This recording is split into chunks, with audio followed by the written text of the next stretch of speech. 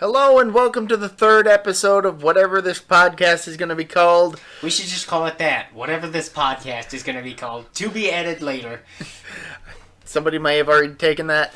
Today, we are going to be talking about Mobile Suit Gundam 3. Encounters in Space. The greatest Mobile Suit Gundam movie, dare I say, ever.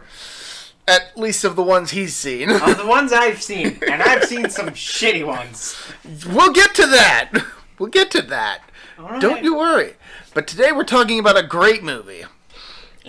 Encounters in Space. So, it's the third movie. It consolidates the rest of the episodes of the series from, what is it, episode 32 onwards? 32 to 43. 43. So there is a lot to go through. There is a lot to pack in here, and it is an absolutely amazing, action-packed movie.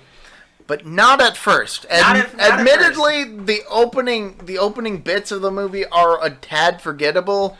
But that's only because the rest of the movie is just so good. Yeah, it's so memorable. So so the opening bits are being forgettable are completely forgivable because the rest of the movie, as you just said. So what happens in the beginning of the movie is not much. Basically, the white base goes up into space, gets into a fight with a Zanzibar, I think it was. I believe it was the Zanzibar group. Yeah, that was headed by one of Char's subordinates from at the beginning of the series. And the white base wins. Obs. Easily. Quite handily, actually.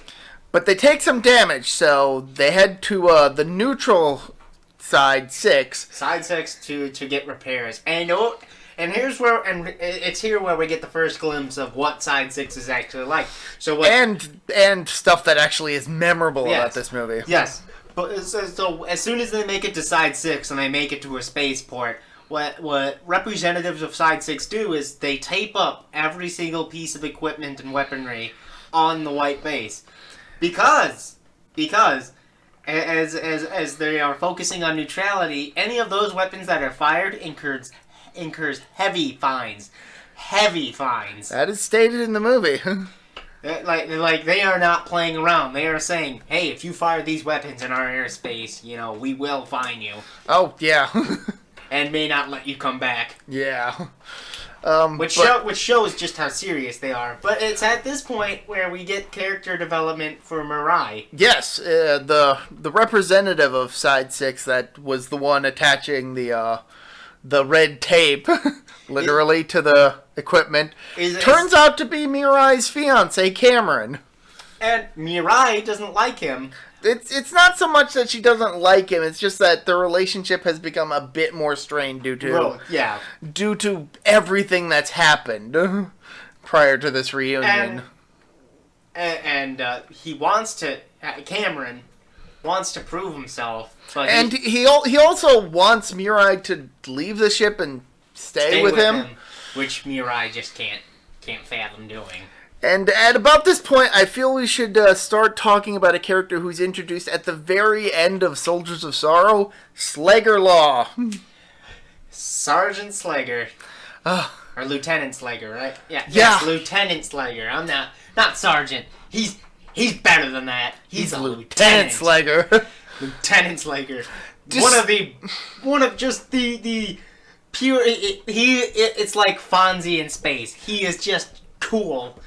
Despite the fact that this character is introduced so late in the series, he's memorable. He is incredibly memorable. He has some great moments.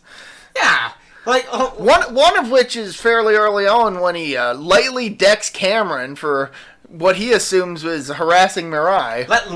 And it's not even like a light deck. It's more like a full-on slap. It's more like he takes Cameron's glasses off and just kind of floats his fist into the guy. Yeah. Face. And Cameron's just like, ugh. And again, this is because... Oh, God. Oh, no. I backed up into the ship. Cameron just sort of floats over to the ship and just bumps up against it. Yeah, so it's not like a super painful impact. And again, Slager did this because he thought that Cameron was harassing Mirai. Yeah, he said it was disgraceful for a man to harass a woman. Not really realizing right then that the two were fiancés. Yeah. And Mirai kind of explains the situation a bit, and Slager backs off. Is like, okay, as long as you're okay, Mirai. But I'm watching you. Yeah. Pretty much. So while the white base is docked at Side 6, they get a bit of shore leave. Well, hopefully they can figure out whether or not the white base can be fixed. And on the side. And while we're there, Amuro finds his dad. His dad! He hasn't seen him since Side 7! But, he finally, And they reunite and they converse, and Amuro quickly realizes that his dad is suffering from oxygen deprivation. Yeah, his dad's insane. A little bit. It really doesn't help that his dad seems to be more focused on the Gundam than being reunited with his son. But in all fairness to his dad, he did give Amuro the single greatest upgrade to the Gundam. A hunk of junk. A hunk of junk that would have made the Gundam unstoppable. But only in the canon of a specific video game. Yes. Which is the canon we're going with. Because that's the canon he's going with. I'm not going with that canon because I think it might have been one of the Super Robot Wars games, which are completely non-canon to all the franchises involved. I'm just saying, I think it's canon because it's more hilarious in hindsight than... It is funny that Amuro because Amuro basically ran away from his dad because he was like, I can't handle this. I can't handle this. I need to get out of here. And he takes the piece of junk with him and he tosses it on the ground. He just throws it. He throws it and runs away. Throws it. Like it bounces a couple of times before he decides to run off. And that's how Amuro basically doomed the Gundam. That single upgrade would have saved us a lot of time and effort. And then, the next morning, Amuro is caught in a rainstorm and takes some shelter in this building where he meets this young woman, Lala Soon, who predicts the death of a swan. And the swan dies. Yes. But and we'll get right in, and I think this is the first knock against Encounters in Space. Is some of these characters are introduced, and their character development is kind of rushed. Admittedly, part of the reason was because of how the show itself ended up being canceled. But I mean, considering this was a movie and it was still in the middle of the 80s, it would have been perfectly fine to have added animation. Right, and they did actually add quite a bit of new animation for this movie. So. Right, and I'm not This is why I said in the last episode it would have been better if they had split it up into 4 movies. Right. I think Lala gets a little bit better developed in the show, but... For the most part, all we need to know is Lala is not unlike Amuro. Yes, and we'll leave it at that for now. Because some other stuff happens. I think Amuro's on his way back to the White Base because they're about to leave port, and Amuro's vehicle, its tire gets stuck in the mud. Yeah, he gets stuck, and he doesn't... And then a couple of friendly passerbys decide to help him out. Those passerbys being Lala and Char. And here we come to find out Lala's under the employ of Char. And Char, throughout the entire time, knows Amuro's a Federation soldier. They're both in uniform. They're both completely in uniform. And Amuro is absolutely terrified. Justifiably. I mean, it's Char. Yeah. He like Amuro looks like he could be shitting bricks. Pooping himself. But ultimately Char does help pull the vehicle out of the mud for the so that Amuro can get on his way. For the most part, Char is, friendly. He's completely helpful. He's and not a dick. And at the end, he's like, I know it must be scary standing next to a Xeon officer. And it's only after Amuro leaves that Lala basically reminds Char, I think he knew you were the Red Comet. It's like, oh. Yeah. I mentioned this while we were watching the movie. Char asks for Amuro's name, and Amuro gives it to him, and Char says, it sounds familiar. And as soon as he leaves, after Lala says, I think he knows that you're the Red Comet, I was kind of disappointed it didn't click for Char that, oh, that guy's the Gundam pilot. Like, it didn't really click for him. Right, but which is kind of disappointing in a way, because he is a very bright character. He is very cunning. Right, but to be fair, he'd never seen who actually piloted the Gundam. Right. So it's just he should have been able to put 2 and 2 together. To get 4. To get 4, which is Amuro. I meant that to be a joke. I should have said 3. Come on, man. You're disappointing me here. So anyway, after that, Amuro returns to the White Base. They have to leave Side 6 territory because they refuse to help in the war effort. Side 6 and Side 6. The government of Side 6 actually has close ties to Zeon. It's implied that may be the case. Yeah, it's implied that they're basically being influenced by the Zeon government. But for all intents and purposes, Side 6 is a neutral colony and chooses to remain so. But essentially, the White Base is essentially getting kicked out, is what's kinda. So they can't get the repairs done there. But Cameron... manning up for once in his life, volunteers to go out to the border with them. And guide them out to the border. And Mirai is absolutely not having any of this. Well, she's not having any of this because she feels that it's just Cameron doing some sort of hollow effort, and Slager's like, no, let him do it. Yeah, this is his decision. So where earlier in the movie Slager had lightly punched Cameron, here he goes for a full-on slap on Mirai. Like, he is not. Yeah, he is not dealing with this. He basically says, let him man up and let him do this. It's his own decision. Who are you to decide for him?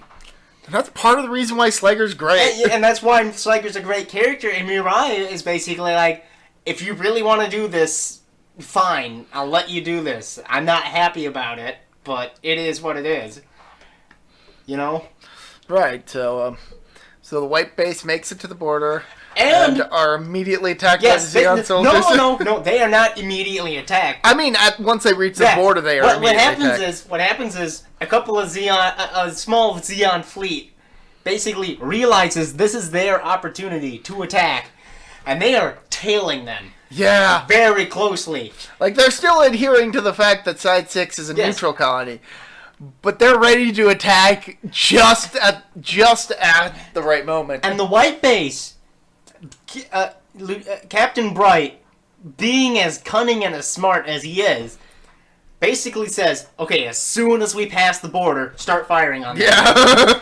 And the Zeon fleet is completely blindsided by this. They were not expecting it. Cameron survives, for the record. Cameron survives. Cameron gets the heck out of Dodge. And it's at here we see why sides how desensitized Side 6 is to all the violence as well.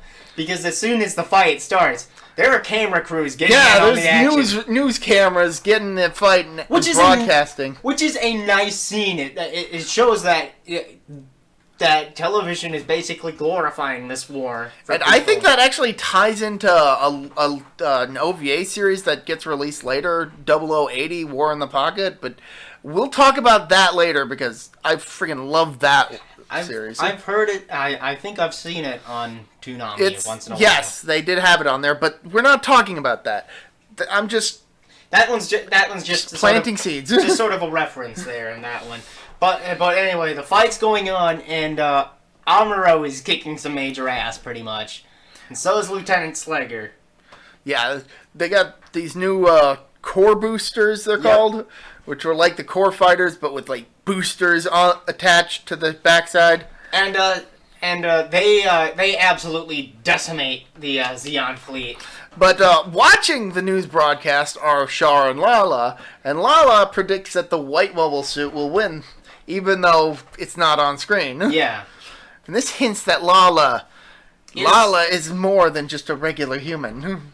Much like, I don't know if we've mentioned earlier in the earlier podcast, but Amuro is more than human. Yeah, so I've mentioned that he starts to develop powers. And it's at this point, I think we should talk about it.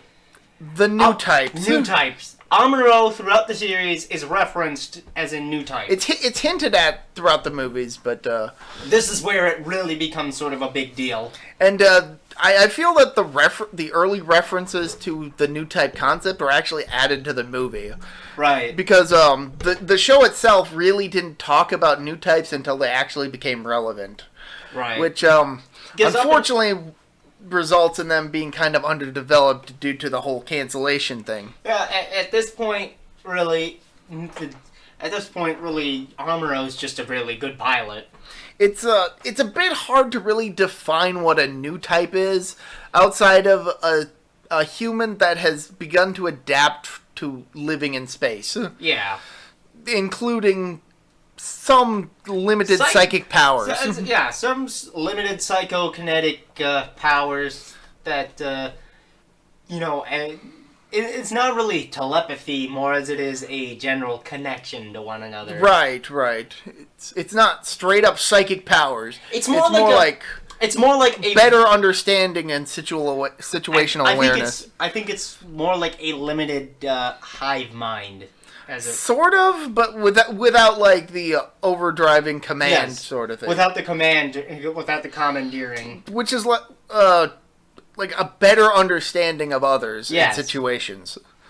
And this movie really kind of drops the ball on fully developing it, but again, the show was canceled and had to rush through That was probably my one knock against the movie, and I told him about it in depth. It felt like Lala was sort of locked in to be the exposition dump, and really that's all we got other than a few fancy scenes of what's going on. Which are fantastic scenes, which we'll get to later. Which are absolutely fantastical and out of this world, because they are out of this world. But like Lala predicted, the white base won that little skirmish on the border of Side 6. And Amuro was basically MVP.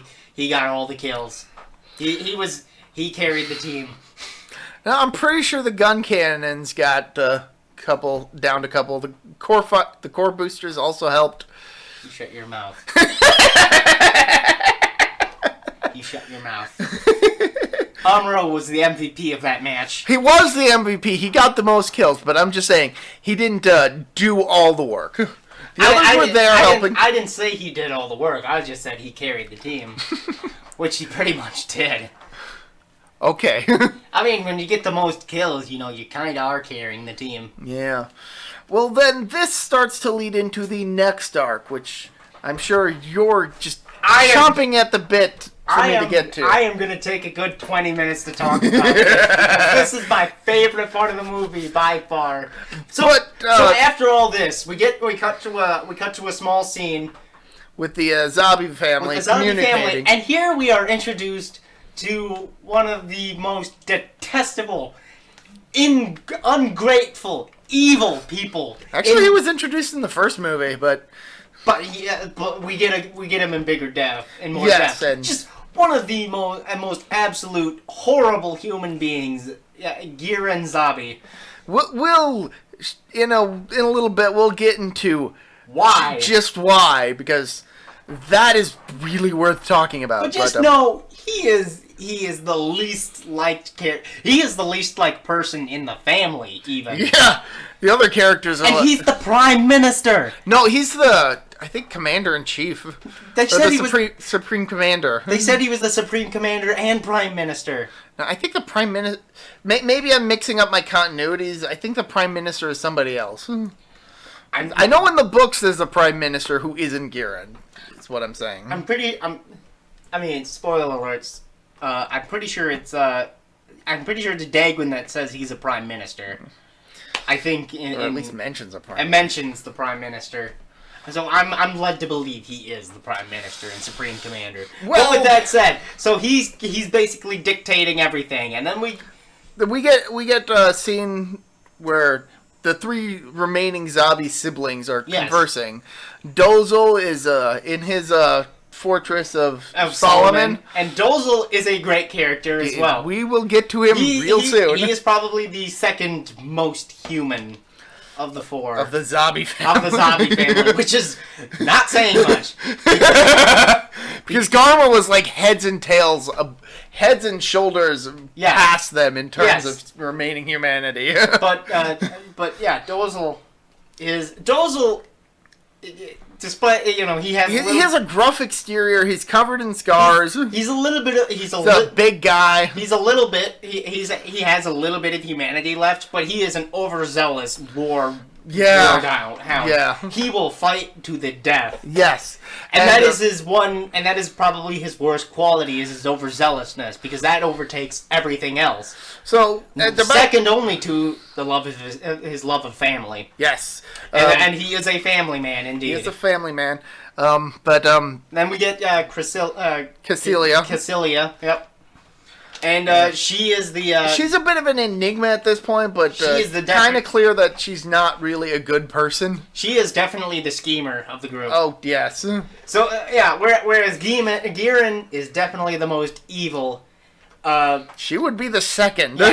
Yeah. She feels like she would be the second. Cassilia is, she's kind of the schemer and the opportunist of the group. But basically, this scene is basically establishing that the Federation are clearly intending to target Solomon next. Not only are they intending to target Solomon, but they are starting, the tide has turned.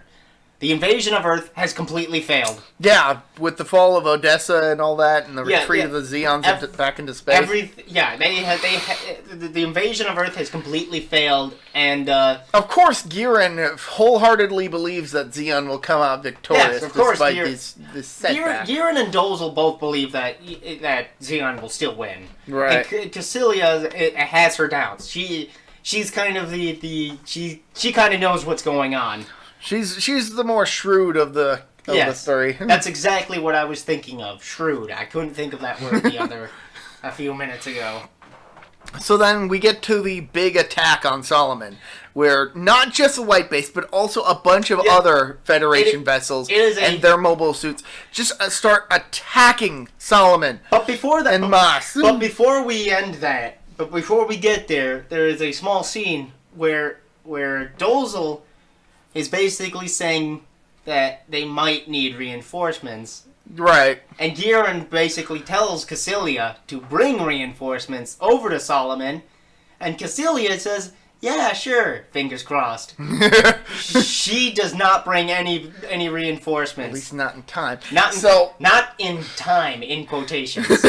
The Federation launched their attack on Solomon. And here we get the best fight in the entire 3 movies. Wait. We gotta talk about the solar ray. Oh, that's right. We have to talk about the solar ray. Or is it the solar system? I can't remember what they call it, but... It's the solar system, and then the solar ray is the... Later on. But no, I meant like the whole battle of Solomon. Oh, yeah, the whole assault on Solomon is excellent. That is easily the second best battle in the entire 3 movies, in the entire trilogy. Yes. It's an epic battle. So when the battle starts, it's obviously a stalemate. Zeon are fighting back, the Federation are pushing forward, but it's kind of starting to become a Pyrrhic victory. So the Federation, in their desperation, basically says, "All right, bring out." No, they've been setting up for this for a while. Yeah, they've been. This is not like some spur of the moment plan. Well, it's not really spur of the moment, but they know they're not going to win this battle unless they get it off. So they set up a bunch of mirrors, quite a distance away. Yeah. Now, at about this point, Dozel goes to his wife, who is... and this is a beautiful scene, by the way. Dozel goes to his wife and basically tells her to take their daughter with her on one of the escape vessels, just until the battle dies down. Just until the battle dies. this all blows over. Just until this all blows over. He basically says, go to the Winchester, have a pint, and wait for this all to blow over. Apt metaphor, yes. And this is the scene where we get to see Dozel's family side. That he does care about his family. And it's a great humanizing moment for Dozel, who at this point has looked completely like an overzealous... An ogre, basically. Yeah, basically an ogre. Shrek without the love. Yeah. And here we see... No, he's kind of a great guy. Yeah. He's kind of a genuine... he's one of the bad guys, but he has his humanity. I wouldn't even say he's a bad guy. He's just overly zealous and overly loyal. Right. It's not like Garma, who is like, I'm not having any of this. I just wanna be with my love. Yeah, I mean... Dozel is basically, I love war, but my family first. Yes. So it's a great humanizing scene. So the family and everybody start to evacuate. It's at this point that the solar system that the Federation have been setting up have finally been completed, and it's just like a huge set of mirrors. And so basically, the Federation is like, all right, bring in the big guns. Come on. They position the mirrors to reflect the sun's rays into basically a giant laser beam. And it is glorious. It impacts Solomon and does quite a bit of damage. People are melting. Yeah. Literally. Yeah, Zeon soldiers are melting. The Federation, they're pretty much fine because they were given they were given a warning, and everybody they knew this was going to happen. But the Zeons are absolutely devastated, completely. Like the Zeons, they notice the movement of the solar system being, and they try to stop it by like launching asteroids at it. But I think I think it was Amuro that got there in time to stop it, or was it a couple of other mobile suits that? No, I think the asteroids just get vaporized by the big ray. Right. Okay. Yeah, they didn't make it in time. Which is kind of a common theme for Zeon at this point. They just don't make it in time. Yeah.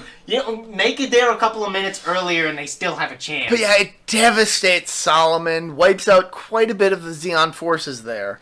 And at this point, Dozel realizes we're screwed. We're screwed, but I'm not going down fighting. We've got the ace in the hole, and here it comes. And at this point, I'm just gonna let you say it all. And it's at this point that Dozel goes to the escape pod. No, you get back here. You need to listen. I'm getting a drink. I can hear you just fine. Okay. It's at this point that Dozel goes to his wife and basically says, "Go, leave, take my child and escape with her." I think they're already gone at that point. No, there's a scene. Oh, okay. Yeah, it's at this point that he basically, because the Solomon is falling apart. Okay. I seem to remember they seem to get intermixed, but it's at this point that Dozel goes to his wife and basically says, "Take my child and escape from here. Take our child and escape from here." And they leave. And so Dozel brings out the greatest mobile armor ever. Ladies and gentlemen, Big Zam.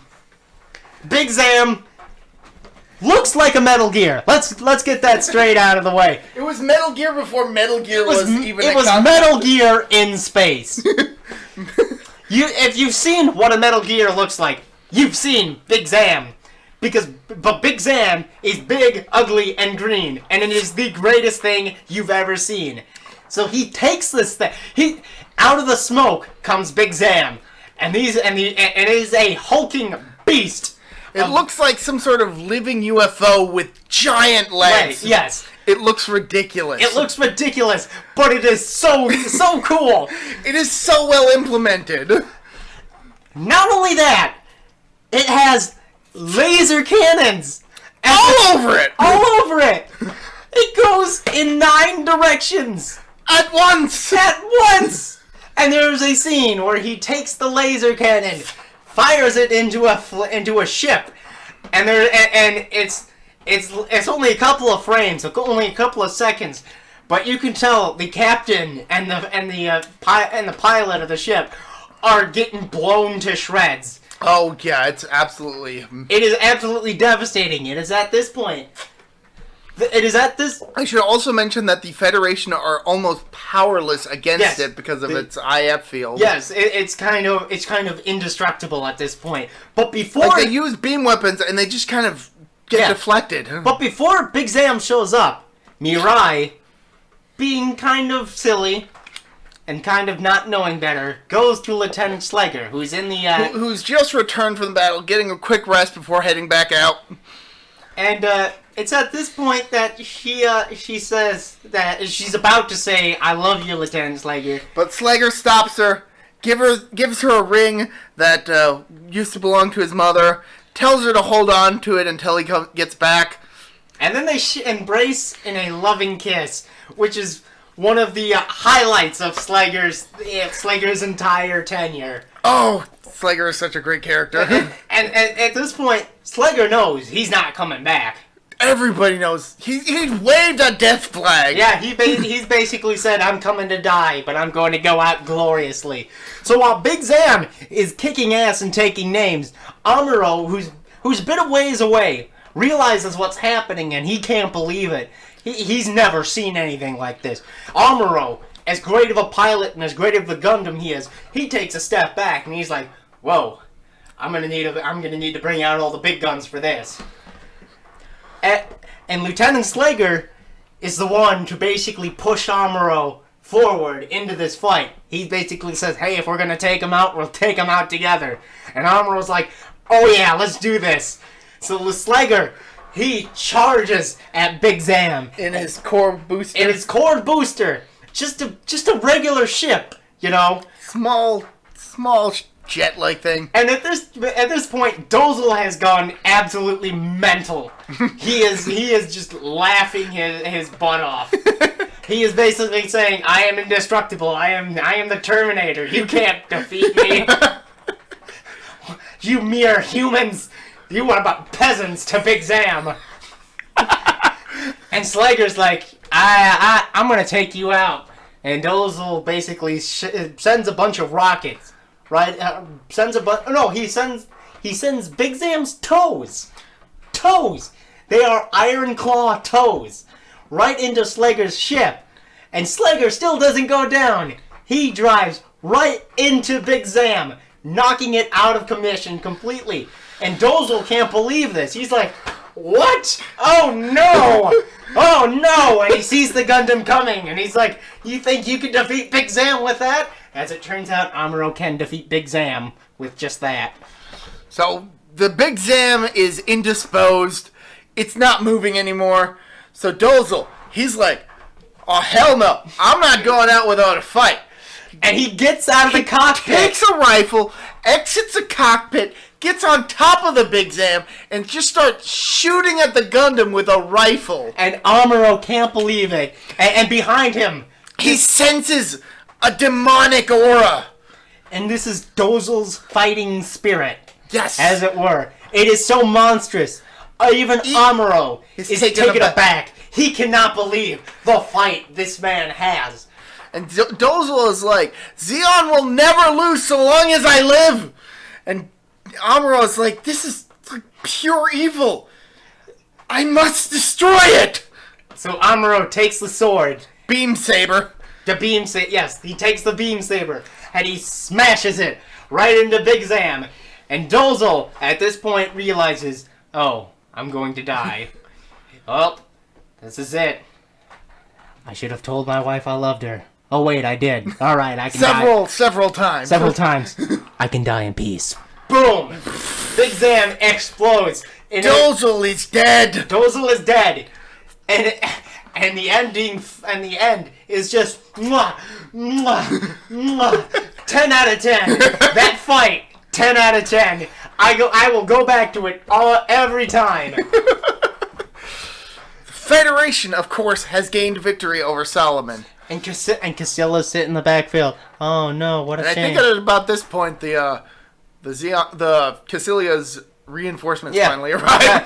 At this point, and they're really just picking up whoever was left. And it's at this point, as soon as Casilla hears the news, she's pretty much, "Oh no, what a shame." Oh, well. She does not give a fuck. She does not care at all. And that's the Battle of Solomon. We completely forgot about the battle in Texas. That's okay. The battle in Texas doesn't matter. The battle in Texas is just basically a big skirmish between Char and Amuro. To be completely fair, in the actual TV anime, the Battle of Texas takes place after Solomon. Yes. So I guess this is a good enough time to retroactively talk about Texas. So the Battle of Texas, Char and Lala basically go to the Texas colony, which is basically this entire colony that used to be full of life but has died. The colony itself was named at Texas because it was meant to replicate Texas, the United States. Yeah. But the mirrors stopped moving properly and it became a wasteland. And Lala and Char are really there to basically test out a new mobile suit, the Gelgoog. And really, the white base just comes across it. Yeah, they just happen to come across it. And Amuro and Co. goes to investigate, and it's here that we get another a great one-on-one battle between Char and Amuro. Now, in the original anime, the actual reason why they went to the Texas colony.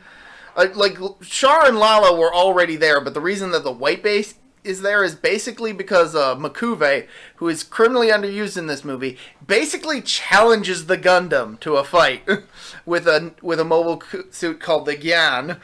And there's a pretty good fight in the show that is just cut from this movie. Yeah, okay. But ultimately it ends with the Gyan being destroyed and Char and Amuro facing off against each other. But this is an excellent fight. Oh, absolutely. This is basically tactical warfare at its best because Amuro and Char never really go into a fist fight. It is from a distance, a complete distance. And Texas is basically one big minefield. Oh, yeah. So Amuro and Char try to use the mines to their advantage as sort of a cover-up to be able to plan their next move. Right. And it is a glorious fight because one set of mines all go off and it blows a complete hole in the colony.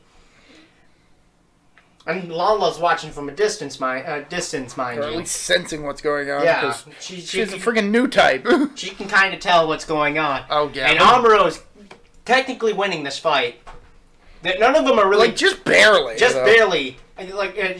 Char is just trying his best to stay out of Amuro's way, basically. Right. And ultimately, the battle does end in a stalemate, though. And it's less... And for the most part, it's mostly because Char doesn't feel he's ready to fight Amuro yet. That and he's still getting used to this new mobile suit. He's just trying to get his bearings. He's in a new mobile suit. He's not ready to fight Amuro. The fight is not to his advantage. Ultimately, so it's essentially a reversal of fortune, really. Char is now the one who has to try and fight to survive. Right. Yes. It's a stark contrast to how their first battle in Mobile Suit Battle, which shows how far Amuro has gotten as a pilot. Really. Yes, definitely. But eventually, Char and Lala escape.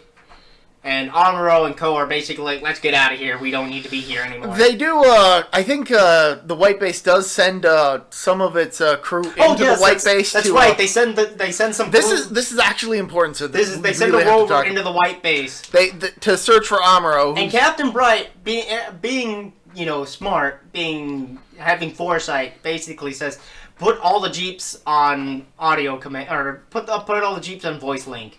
So that you can help hear coordinate. Them.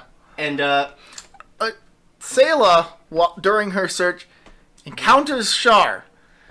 And they have a heart-to-heart conversation. And we basically are given the entire backstory. How their father died, how the Zabi family took over, how there's a suspicion that Daegwon Zabi may have had a hand in Daekon's death. Which is still never confirmed. It's never confirmed. No. Which leaves anonymity for Daegwon. Ambiguity. It leaves the real question of Daegwon Zabi. Is he really a bad guy or not? On one hand, if you believe that Daegwon killed Zeon Zoom Daikun? Yeah, Zeon Zoom Daikun.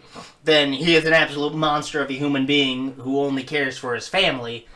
If you don't believe that he killed him, then he's kind of a guy who's been thrown with suspicion. Right. He's a man seen with suspicion despite being... I mean, he was an associate of Zeon Zoom Daikun. They did associate regularly. And if anything, Daegwon is really a pragmatist.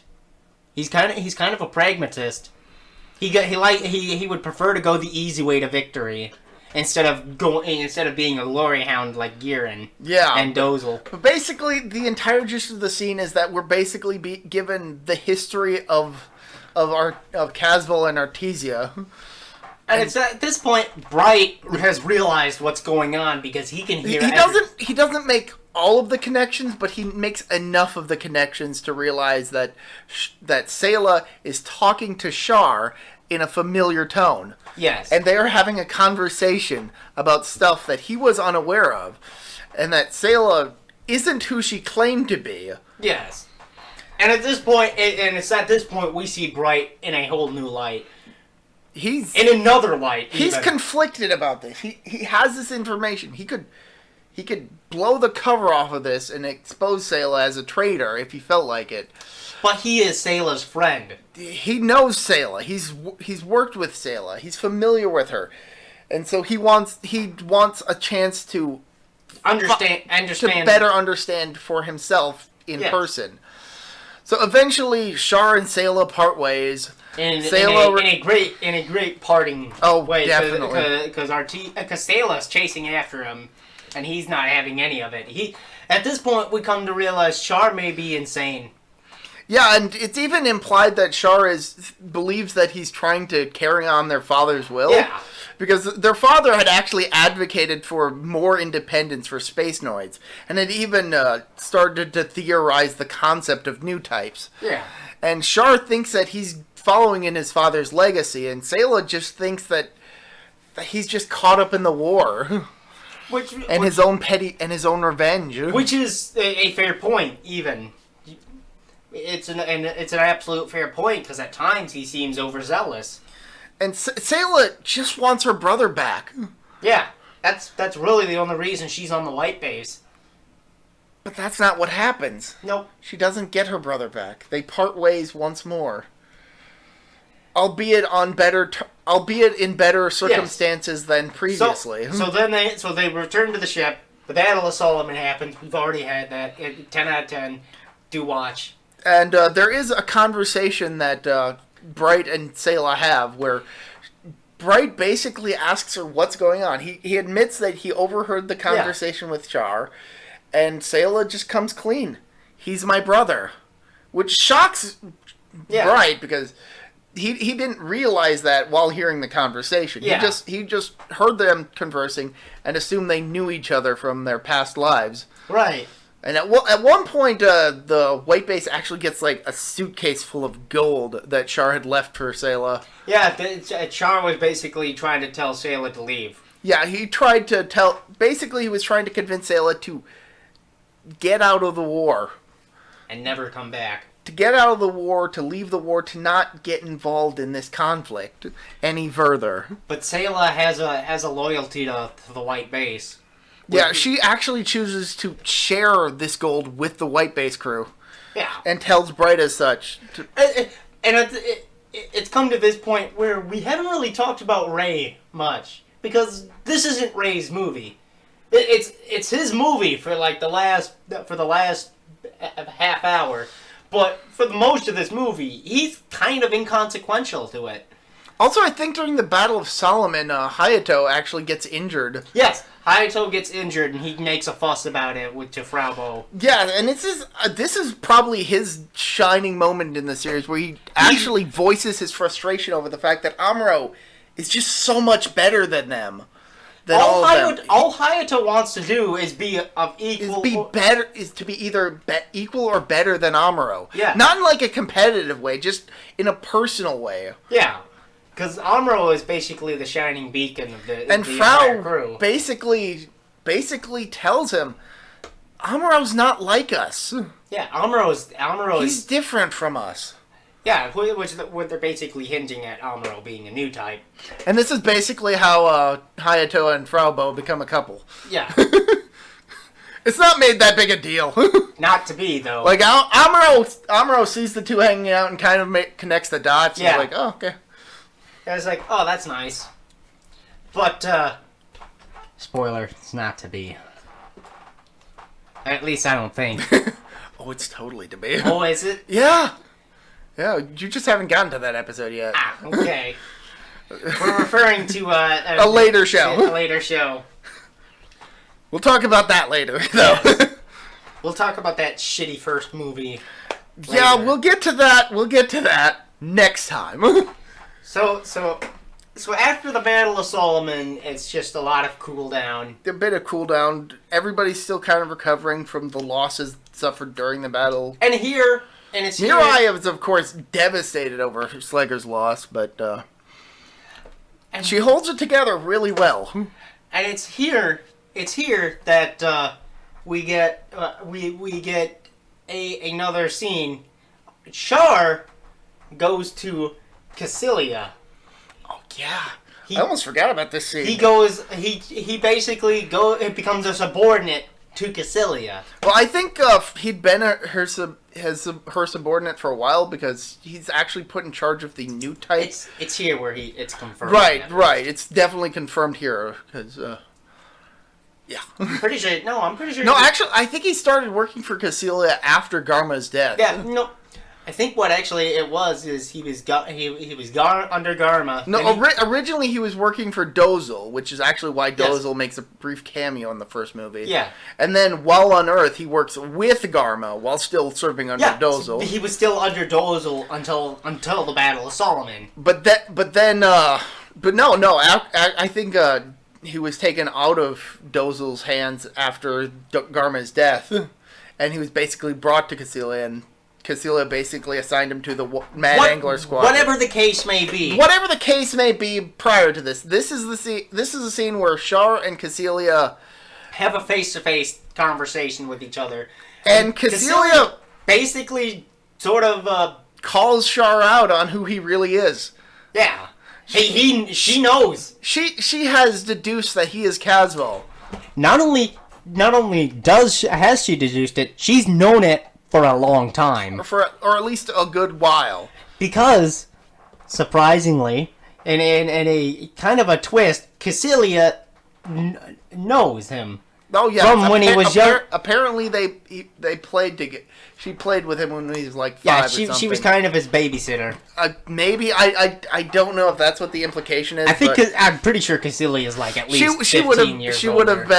She would have been a much younger woman at this time. So. And so it's here that Char has basically taken offense to. Char is essentially backed into a corner. And Cassilia... Not only that, Cassilia basically says, I don't even think you are a new type. And Char is just kind of taking offense to this. A bit, yeah. But he's just like, what? And Cassilia basically comes right out and asks, so, you're basically responsible for Garma's death. Do you still intend to go on taking your revenge against our family? And Char admits that after Garma's death, he kind of felt like it was a hollow victory. Yeah. He got a small taste of revenge against Degwin, and it didn't really do anything for him. Yeah, it's at this point that we realize Char's not really in it for revenge anymore. I get tips. Oh, no. Oh, no. No. Just wishing me a happy birthday. This is being recorded on the night of my birthday. Happy birthday. Thank you. I completely forgot it was your birthday. Shows how busy I've been. I sometimes forget too, but anyway. ProtoMet and my recycled balls talk about encounters in space. Also, happy birthday to ProtoMet. Anyway, so they're having this conversation, you know. Right. And at this point, we realize Char's not in it for revenge anymore. Yeah, he's kind of moved past that. I mean, he's not opposed to finishing off, but... Which makes Sayla's point even more poignant. he's no longer in it for revenge. He's caught up in this war. Full stop. Oh, yeah. So then we move on to what is arguably the greatest scene in the entire movie. At least in terms of character development. Yes. We get to a scene where Giran is basically showing his father the proposal for what is essentially a giant solar cannon. And Dagwin is like, I would say no, but you've probably already started on it, so I might as well just say yes. And Giran even starts going into a spiel about how once they win the war, they'll start culling the herd of humanity to only what is deemed acceptable. It's at this point... so let me do that. It's at this point, Dagwin, silently, he's listened to this whole spiel. He sits there, arms folded, an arm in his chin, and he goes, Giran, have you heard of a man called Adolf Hitler?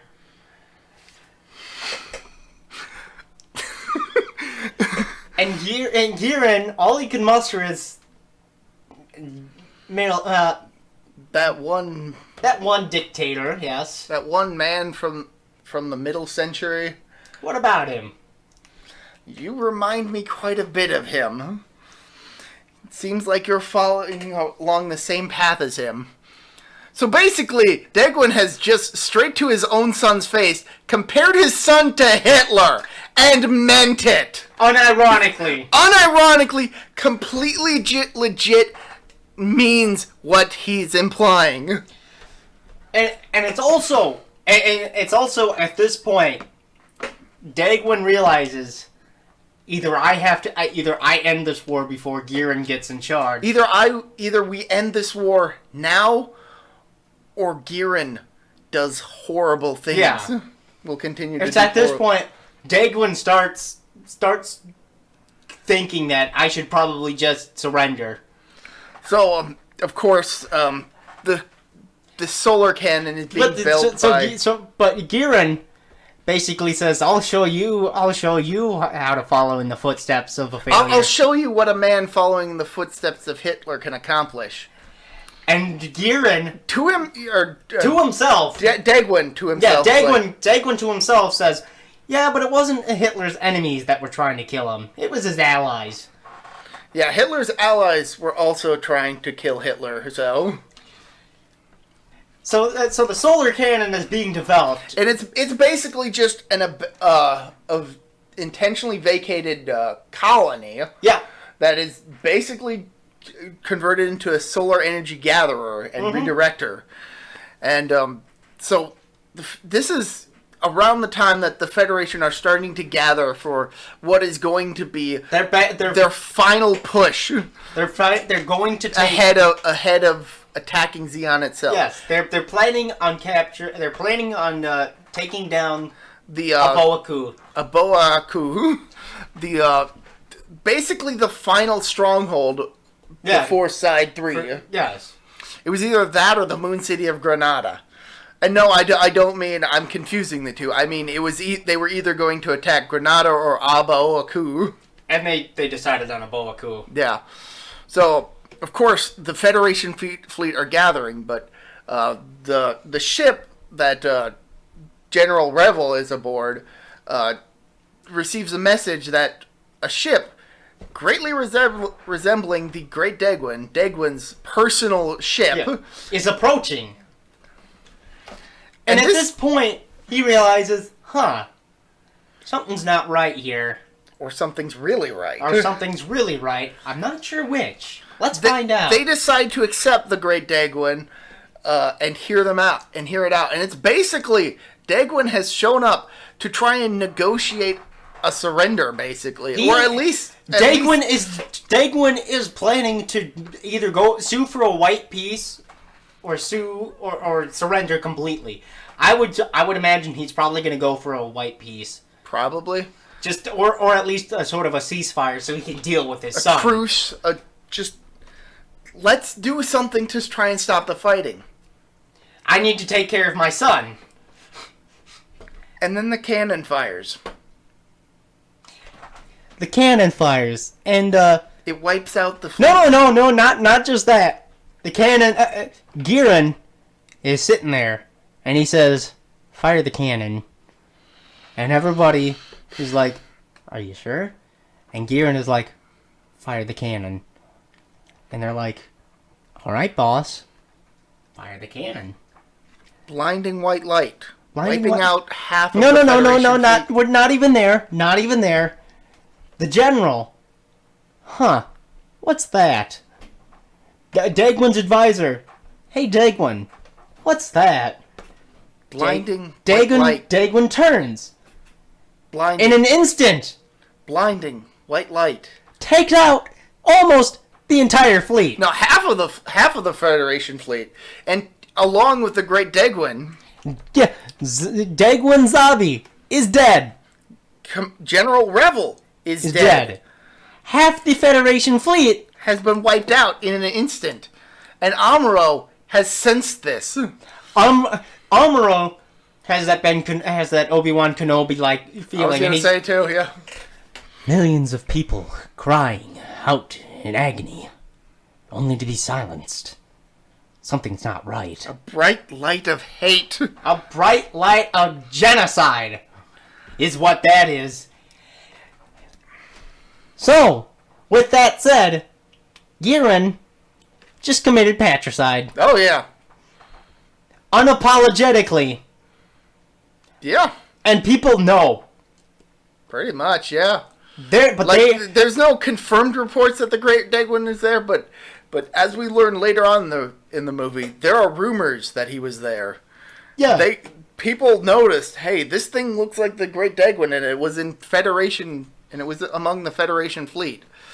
Yes, but with that, people know, the people who fired the cannon, they know. They're just too afraid to speak up.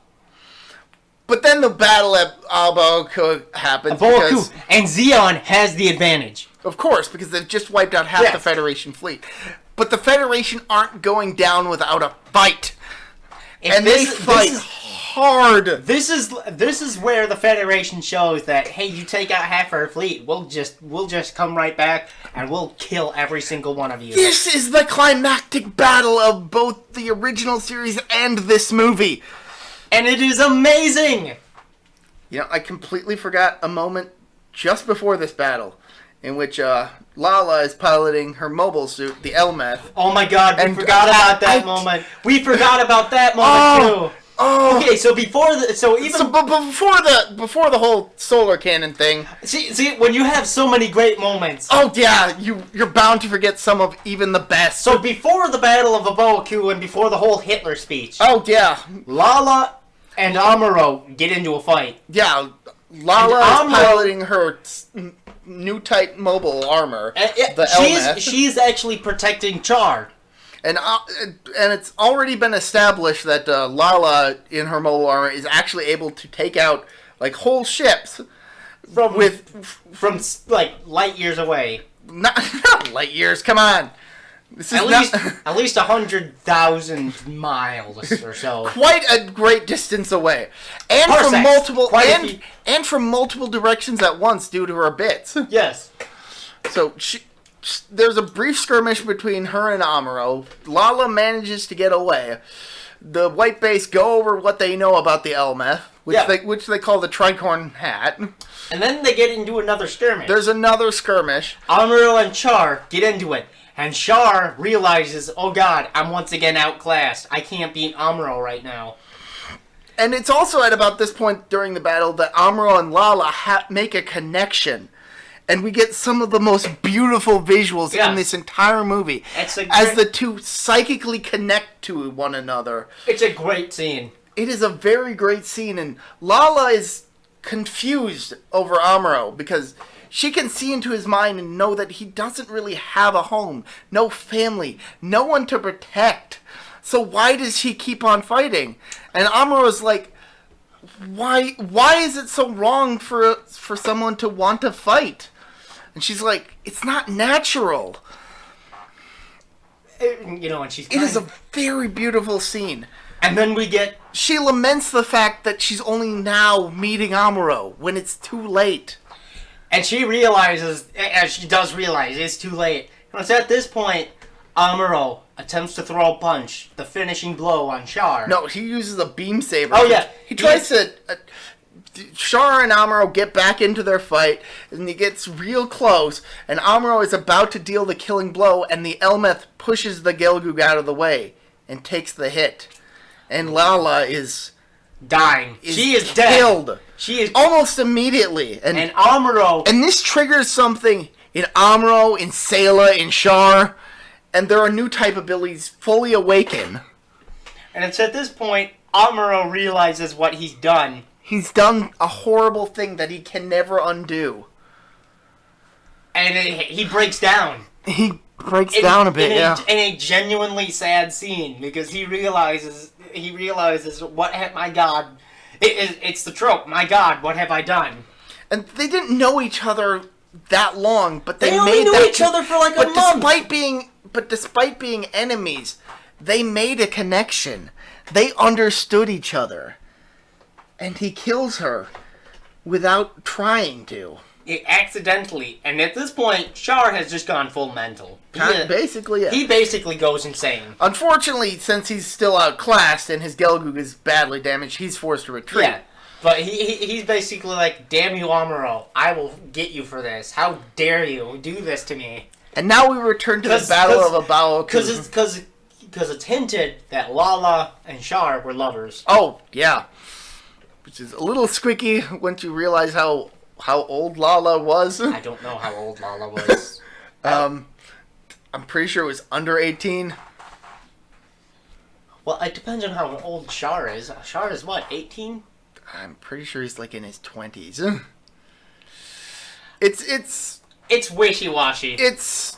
Try not to dwell on the legalities of it. It's also Japan has a much lower in any event. Yeah. In any event, let's move on past this uncomfortable subject to the Battle of Abaoku.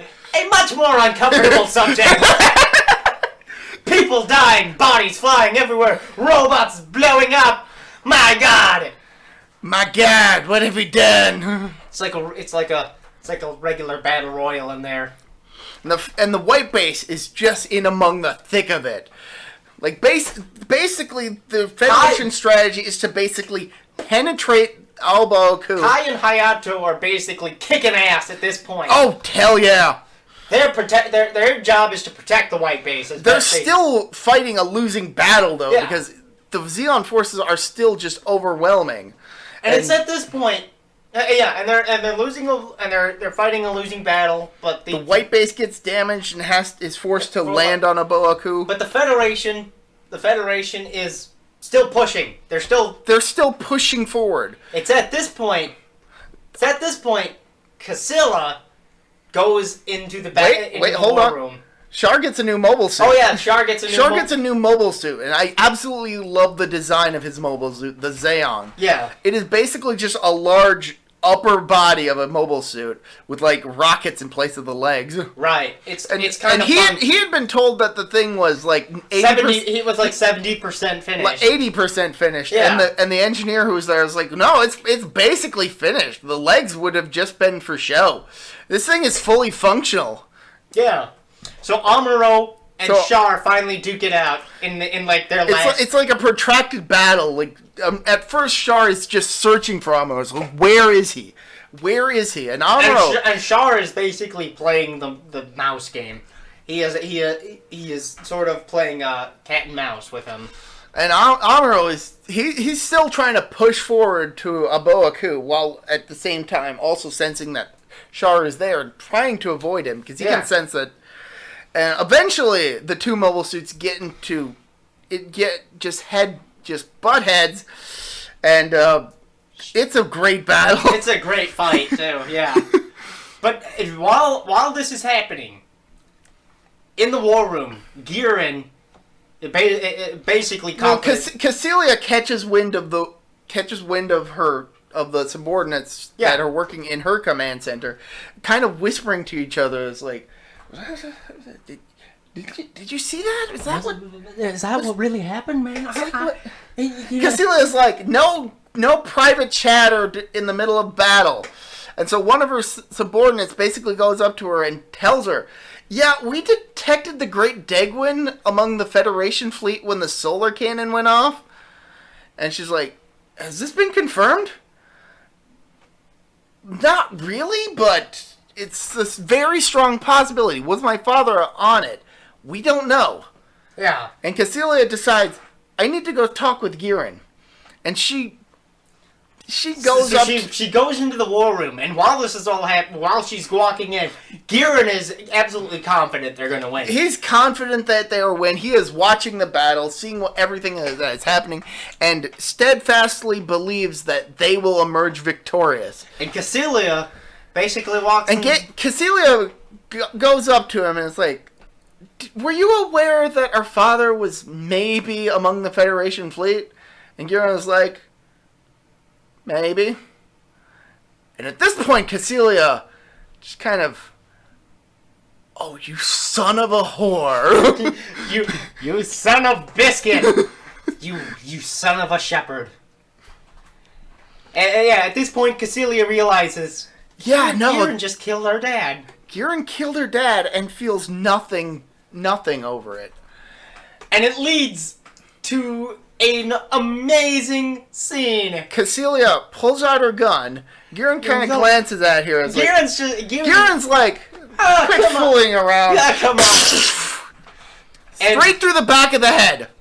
And Giran just sort of floats into the glass, into the windshield, basically. And everybody is like, everybody in there is shocked that this just happened. What?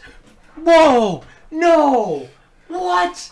And Cassilia's like, get back to work. Get back to work. Clear out this dead body. Just tell everybody they died gloriously in battle, and takes command of the remaining Zeon forces. She doesn't say tell everybody he died gloriously in battle. She basically says, don't tell anybody how he actually died. Yeah, basically. She basically tells everybody to lie about his death. Probably to, like, not decrease morale, given the situation that's going on. So at this point, Cassilia's the last zombie, other than Dozel. Other than Minerva. Other than Minerva, Dozel's child, but we don't talk about that. Not yet. No. Not yet. So, so the battle, Amuro and Char finally go at it, and Char has the upper hand for a bit. But then Amuro turns the tide of battle, destroys his detachable hands, which, again, I really freaking love the design of the Zeong.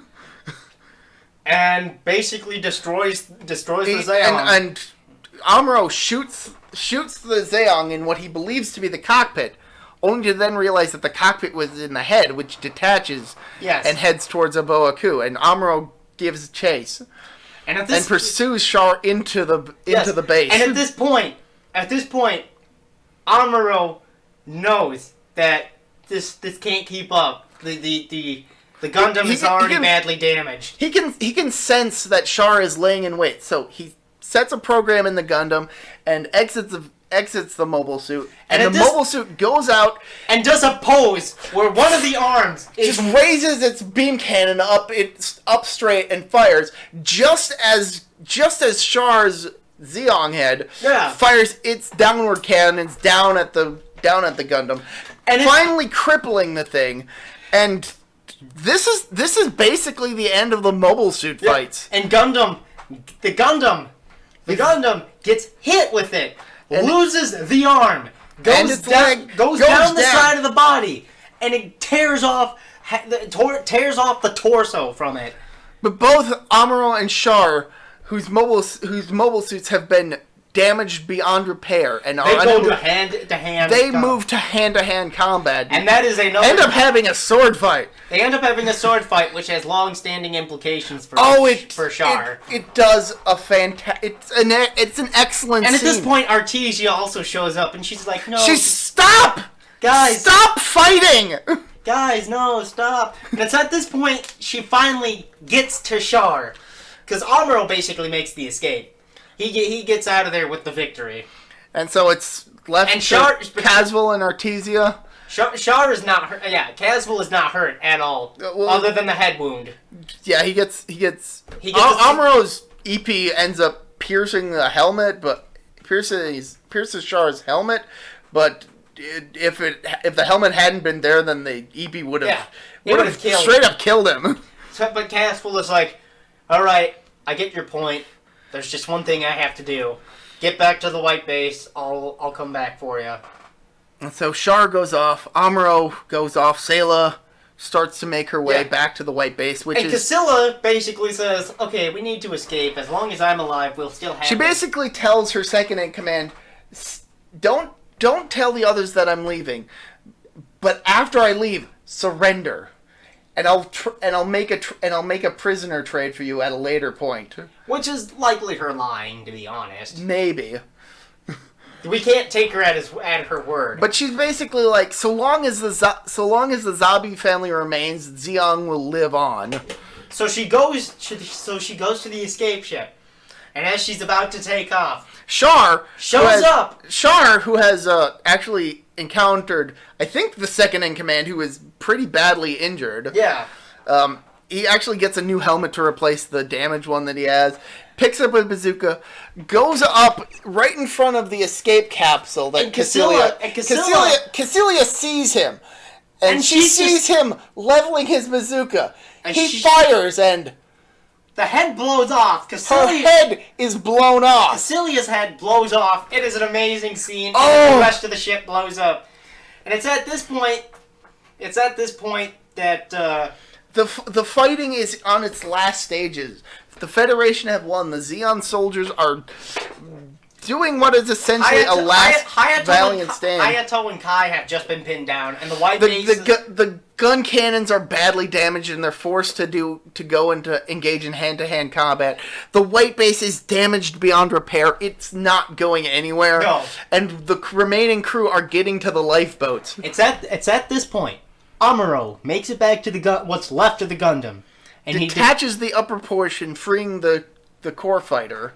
And it's here that he uses his new type abilities to make a connection with everyone. Everyone from the white base. Literally everyone from the white base. And helps guide them in order to get them to safety. And that's how the battle ends. Everybody made it out alive. The white base blows up. It's no more. It's like the Enterprise blowing up in Star Trek 3, folks. You hate to see it happen, but it happened, and it's a glorious scene as well. But what of Amuro? Amuro makes it out okay. The white base crew, they don't know what's happened with Amuro. They're clinging to the lifeboats, wondering what's happening, and the kids are basically telling somebody directions. Yeah. They're helping guide Amuro to escape. It's at this point, it's kind of hinted that the kids are new types as well. There's a strong possibility, because it definitely feels like that's what's going on in this scene. And Amuro shows up. Amuro makes it to safety. He pushes aside the canopy of the core fighter and drifts to his family. Yeah, drifts to the white base crew, his family. And it's here that they go off into space, having captured a Boa Ku. We're given a small bit of narration. We're given an epilogue, basically saying, about a week later, Zeon and the Zeon surrendered to the Federation, and the war came to its conclusion. They basically called a ceasefire, an armistice. Yeah, and that's where the movie ends. And it's a great ending. It is a great movie. And I love the ending theme for this movie. I just have to. I mean, we're about an hour and 14 minutes in. I did not expect to take up that long with the whole Big Zam thing. I got wrapped up in it. Oh yeah. But with that said, Battle of Solomon, mwah.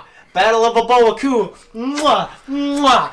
10 out of 10 this movie is. A straight 10 out of 10. Recommended. I wholeheartedly agree. This is easily the best movie in the original Mobile Suit Gundam film trilogy. And now we can actually get to the rankings. As I've hinted at before, Mobile Suit Gundam 3 Encounters in Space, Mobile Suit Gundam 2.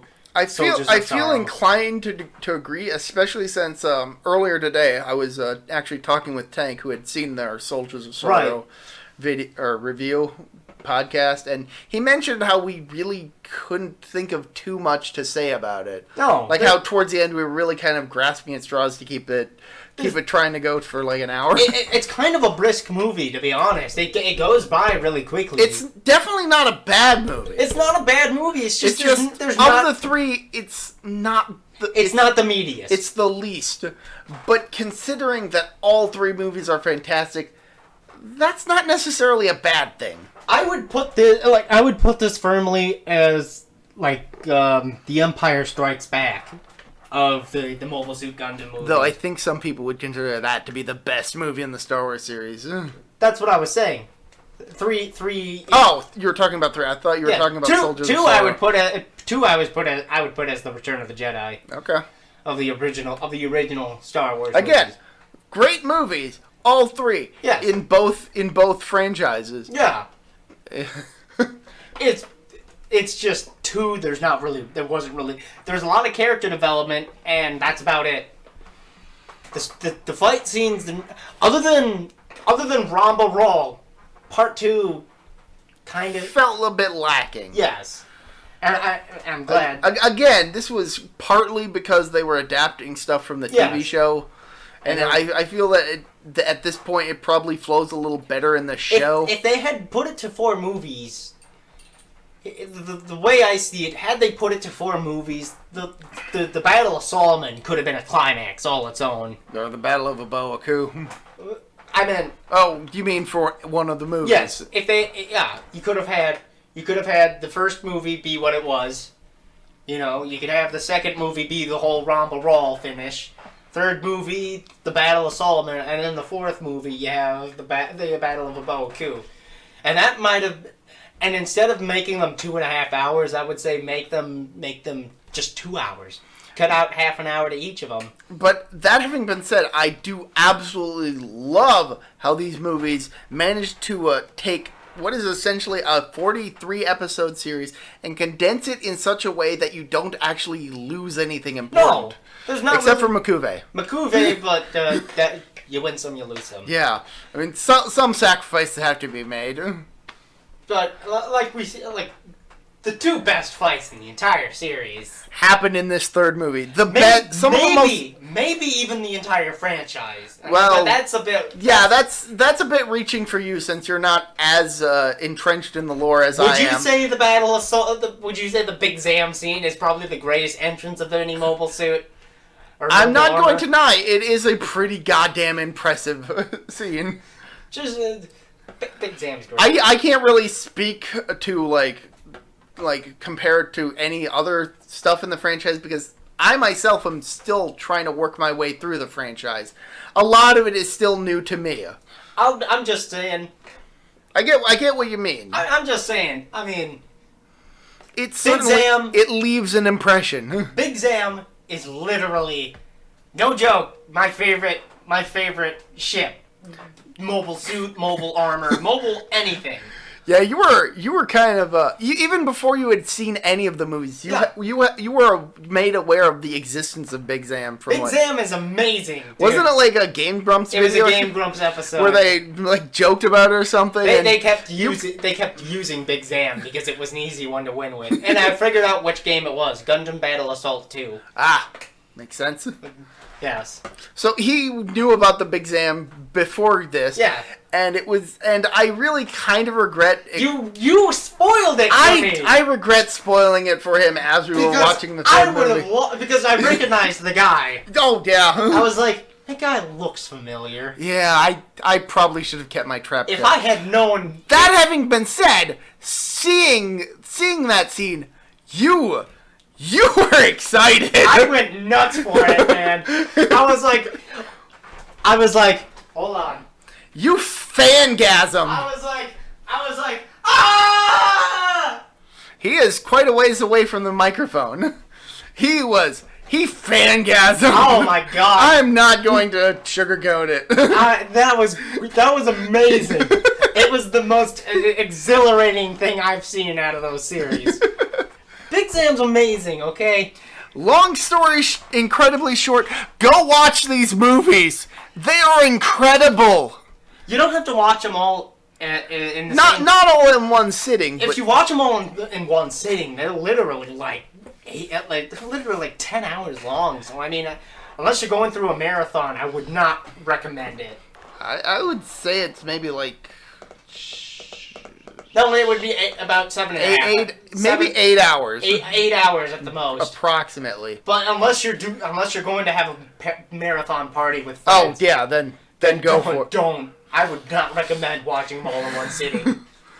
I would say watch one a day or one a week at least. And from my personal experience, you could either watch the movies or the TV show. You're getting basically the same experience. I would probably say watch the movies, mostly because they're condensed and they're an easier watch. And you had even admitted after watching, even maybe during watching the first movie, that you were interested in actually checking out the show itself. The first movie is kind of the hook. The second movie it gives you the character development you so desperately need. For at least some of the characters. And the third movie gives you the battles. Oh, the battles.